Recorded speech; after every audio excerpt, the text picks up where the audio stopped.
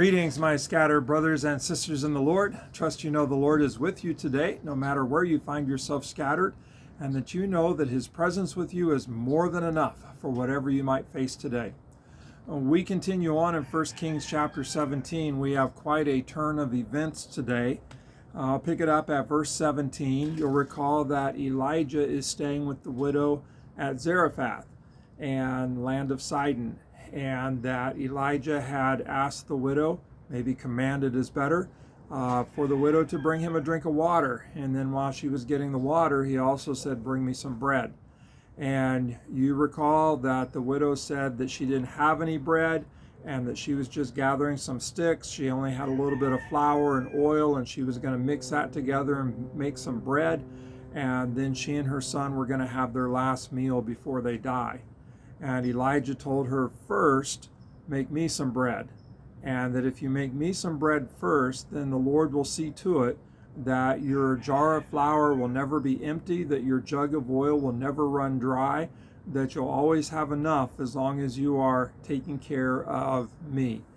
And so the woman did that. And now some time has passed. So verse 17 of chapter 17. Sometime later, the son of the woman who owned the house became ill. He grew worse and worse and finally stopped breathing. She said to Elijah, "What do you have against me, man of God? Did you come to remind me of my sin and kill my son?"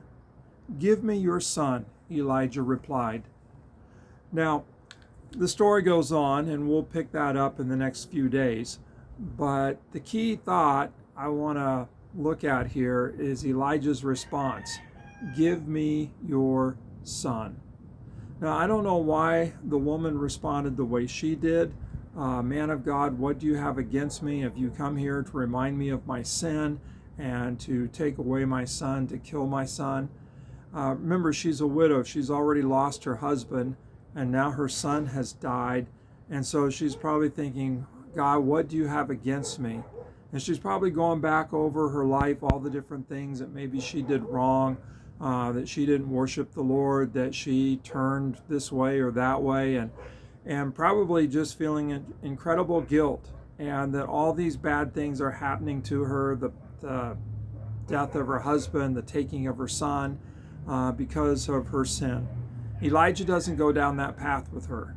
Elijah simply says, give me your son. And I've been thinking about this. Elijah's response to the woman is typically, give me. And so give me or bring me a drink of water. Bring me bread.